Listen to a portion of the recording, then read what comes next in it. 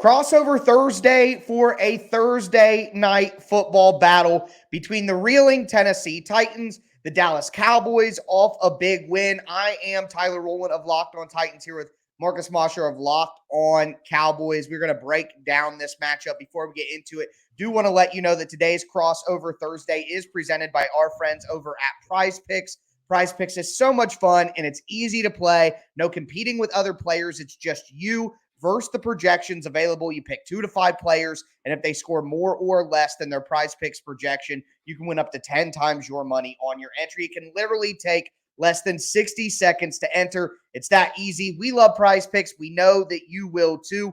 First-time users can receive a 100% instant deposit match up to $100 with promo code Locked On. That's prizepicks.com, promo code Locked On. Also want to thank you guys for making Locked On Titans and Locked On Cowboys your first listen every day, Monday through Friday, free content on your team on every platform all year round. But Marcus, diving right in, I set things up for you. I'll let you take it from here. What is the biggest storyline for the Cowboys heading into this Thursday night matchup against the Titans on the road? Can they take care of business, right? Like, this is a game that a lot of people expect the Cowboys to win. You're going up against a rookie quarterback with, an offensive line that's pretty beat up. Are you going to have a letdown after beating Philadelphia on Christmas Eve, or are you going to go in and take care of business against a team that's reeling a little bit? This happened a couple weeks ago. Dallas coming off some big wins, lost to Jacksonville in Jacksonville. They struggled against the Colts. They nearly lost to Houston just a few weeks ago. Can't let up. This Titans team, I know they're banged up, but I just want to give Mike Vrabel his flowers, man. What a coach. Like, I don't think people appreciate how good of a coach Mike Vrabel is, man. Even he won Coach of the Year last year, and I still feel like he's underrated. That guy can get the most out of his talent. It doesn't matter who's going to be on the field. They are going to be in for a physical game on Thursday. And correct me if I'm wrong, but there are only really 2 Cowboys who health-wise are kind of up in the air. I think that Tony Pollard's probably going to play, but he has been a DNP the first 2 days of practice, and Leighton Vander Esch as well. What's, I guess, your status on those guys, knowing that we still have a couple days till the game is played? Yeah, no Leighton Vander Esch this week. The Cowboys are going to be very careful there. I wouldn't expect to see him before the playoffs. The Tony Pollard one's interesting because he didn't practice on Monday or Tuesday. Jerry Jones basically comes out and said he's going to play. Mike McCarthy being a little bit more coy about it. Well, we'll have to see how practice go, blah, blah, blah, blah, blah. I expect him to at least go. Maybe the snaps are limited, but yeah, for Dallas, it's just go take care of business against a team that really doesn't have a lot to play for this week. Right, Tyler? Yeah, and that's a perfect segue into what the storyline is for the Titans. And that's why I wanted to ask about Tony Pollard, because the reality is the Titans may not try to win this game. There's some conversation right now that Derrick Henry may not play in this game as a healthy scratch, really. They put him on the injury list with a hip injury, but I mean, we all know that the Titans are just considering sitting some of these guys because, as you mentioned, this is a meaningless game when it comes to playoffs for the Titans. All they have to do is beat Jacksonville and they can get in. So there is some line of thinking that you sit Derrick Henry. The Titans are the most injured team in the NFL for a second year in a row. They've used the most players on their roster.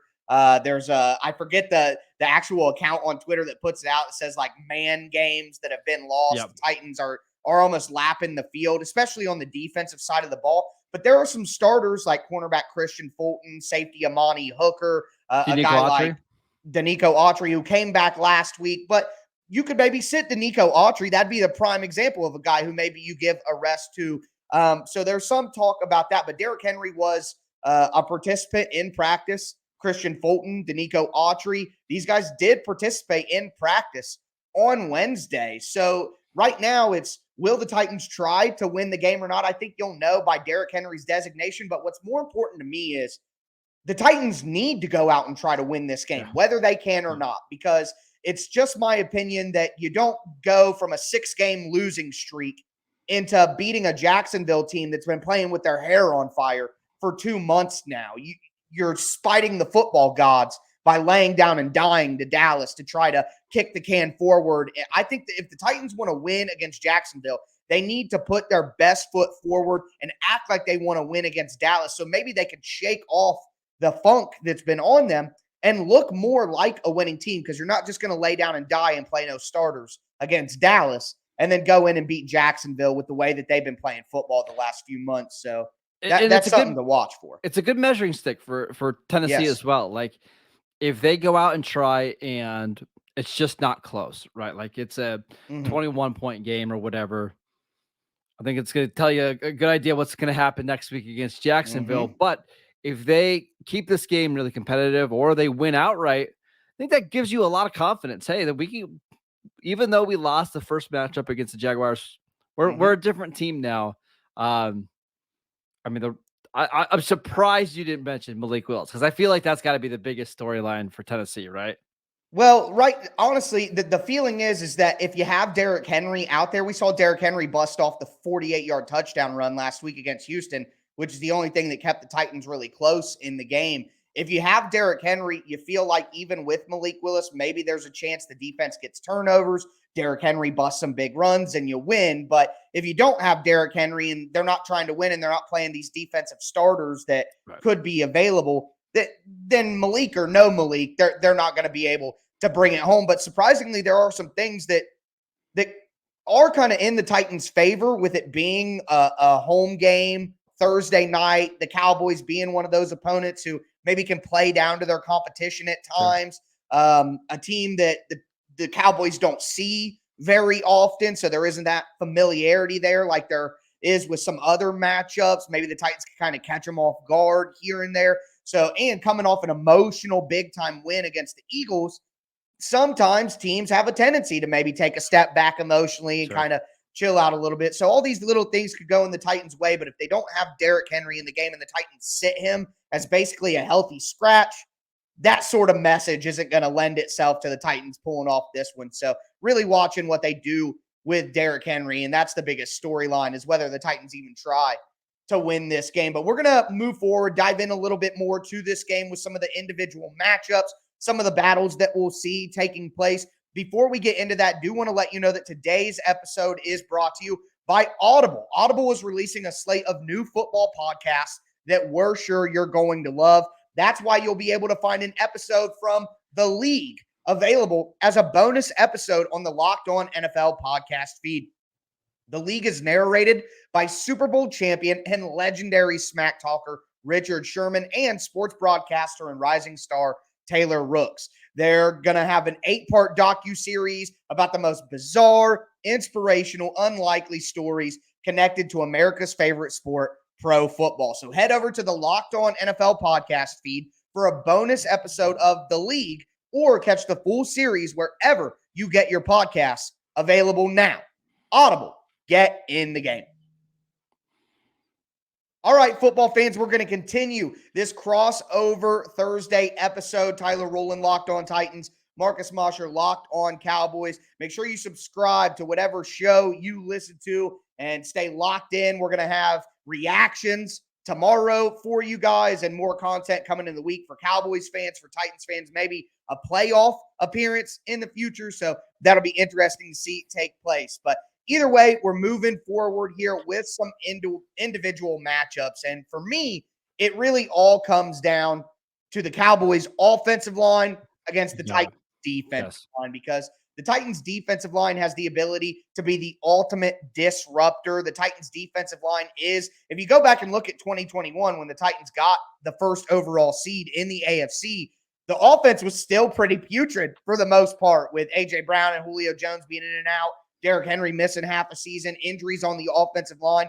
What kept the Titans in those games and won them those games, and especially early this season as well, was the defensive line led by Jeffrey Simmons, who's an all-world defensive tackle, Danico Autry on the outside. Now, Bud Dupree's been in and out of the lineup, but the Titans have proven that Bud Dupree, in or out, they're better with him, but they can survive without him. With Danico Autry and Jeffrey Simmons winning up front, that gives the Titans the ability to stay in games, gives them the ability to force those turnovers that I think, as a double-digit underdog, the Titans are going to need to force a ton of turnovers. If the Cowboys' offensive line completely stymies the Titans' defensive line in the run game and in pass rush, the Titans have no chance to create those turnovers and no chance to keep this one close and at least give them a chance to win. So if that Cowboys offensive line comes out and plays their best football, I'm going to have a hard time seeing the Titans defensive line doing what they need to do to keep it close. This is why I'm really hoping that Jeffrey Simmons and Danico Autry and Bud Dupree, all these guys play, because it's a really good test for the Cowboys going into the playoffs. They've played a lot of really good defensive lines, including the Eagles last week, and they handled them really well. But the Tennessee defensive line is different than any type of pass rush they faced all year. They faced a lot of these undersized speed rushers. That's not Tennessee. What Tennessee wants to do is bully you up front with power, and they want to turn everything into basically a fist fight with how big and strong they are. I want to see how Zach Martin and Tyler Biadasz and Tyron Smith, how those guys stack up to that challenge. So for the Cowboys' sake, I want those guys to play, because I do think that's the most physical defensive line in the NFL by quite a big margin. Yeah, I think you make a great point that it's a different style than you normally see. And I got to tell you, I doubt Bud Dupree plays in this game, which I could have said that 75% of the time that he's been with the Tennessee Titans. I got to tell you, I didn't like that contract coming out of Pittsburgh off the ACL, giving him nearly $18 million a year. But that one might have done John Robinson in. I wouldn't be surprised if that's the one that's like, ooh. Oh. Yeah. But my listeners know I've hit on that quite enough during this time. But you still have a guy like Terrell Basham, who Cowboys fans may remember. You have Mario Edwards as well, a guy on the outside who's another physical rusher. So the Titans will continue to play a physical style. I would imagine we'll see a lot of four-man fronts this week, unless the Cowboys go with two backs in the backfield. The Titans will do a five-man front against that. But for me, outside of the Titans D-line against the Cowboys offensive line, it's the flip version of that. We've gotten halfway through the show and haven't mentioned Micah Parsons, who, ding, ding, ding, pat on my back, that was my pick for Defensive Player of the Year, and that looks like that is going to be a slam dunk selection for Micah Parsons. Rushing is where I'm really concerned with Parsons against Dennis Daly, the left tackle for the Titans. Statistically speaking, on a sacks per snap basis, he is the worst starting left tackle in the last 10 years in the NFL, and that's just not the numbers. The eye test would confirm this is a guy who's gotten chips from tight ends and given up sacks 3 weeks in a row, even while getting chip help, because he just can't get back to get to these edge rushers. Parsons is going to put him in a blender, and I think he has the ability to completely destroy the game plan. So if the Titans don't find a way to get some extra help over there, maybe two chips, have the tight end and the running back help Dennis Daly, I think it could be a disaster, quite frankly, in the Titans' backfield. Tyler, can you kind of just update Cowboy fans as to the health of this offensive line? I think everybody knows Taylor Lewan got injured early in the season, has missed the entire year. What about the rest of the offensive line? Okay, so Taylor Lewan tore his ACL in week 1. I believe he was replaced by Dennis Daly, who the Titans traded a 5th-round pick to Carolina for. That probably wasn't a smart trade to make for the level of play you're going to get from Dennis Daly when you have a guy like Dylan Radins on the bench who played left tackle in college and was a 2nd-round pick. But instead of playing him, you move him around at guard and do a bunch of weird stuff. Dylan Radins finally got to play over Dennis Daly against the Chargers. He played 10 snaps, and then a guy knocked into his knee on his own offensive line, and he tore his ACL. And Dennis Daly's back in once again. So Dennis Daly at left tackle. Aaron Brewer is at left guard, who is 6 foot, 290 pounds, soaking wet. He may be the smallest. I'm not even going to say maybe. He is the smallest starting offensive lineman in the NFL. And when he gets bull rushed by interior defensive linemen, he looks like the small starting offensive lineman. He's banged up as well, right? Yeah, he is banged up, but I expect him to play. But Brewer has been solid for the most part. He's good in run blocking, very fast guy, but just doesn't have an anchor in pass protection. At center, Ben Jones, the Titans' longtime center, probably the best free agent signing in the John Robinson era. Danico Autry and him are battling for it. Ben Jones is on IR with multiple concussions throughout the year. He's probably going to retire after the season. At right guard, the Titans have a pretty good player in Nate Davis, but he went on IR last week with a knee injury. And then their only solid starting offensive lineman has been rookie tackle out of Ohio State, Nicholas Petit-Ferrer. He left the game last week, didn't return, and is a DNP 2 days in a row with an ankle injury.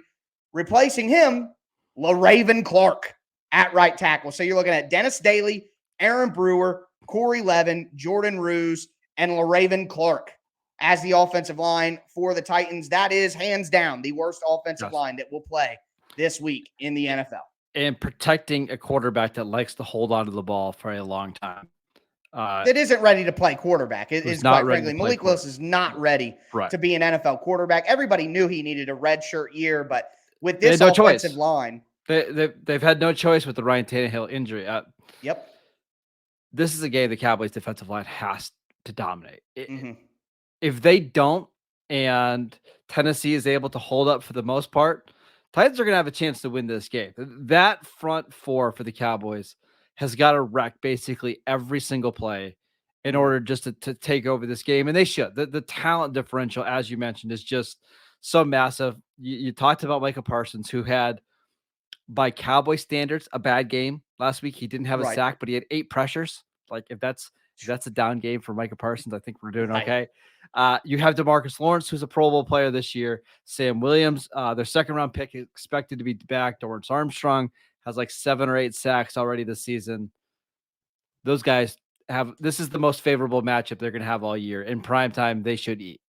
Yeah, and that's why, for me, it's big for the Titans to use draws. It's big for the Titans to use misdirection power plays. It's important for the Titans to hit screens because the Cowboys are going to be licking their chops. They're going to pin their ears back from snap one, and they're going to say, hey, we're getting our numbers today. This is a numbers game for the defensive line. Yep. Micah's getting 2. Dorrance is getting 2. Like, they're talking about in the locker room right now how many numbers they're going to put up. They're going to be ready to rush the passer. The Titans have to take advantage of that aggressiveness and find a way to hit misdirection, maybe run a reverse, a couple of trick plays, screen passes, a quick pop screen to the tight end, quick smoke screen to Traylon Burks, Chigakonkwo on the outside. Take advantage of the aggressiveness that will be prevalent for the Dallas Cowboys. I would imagine if the Titans can do that and maybe hit some big plays, just getting Dallas out of position, then maybe they can flip the field enough to get some points. That's kind of something they're going to have to do with the talent disparity in the game. But those are some matchups that we're looking at. We're going to move forward into more of a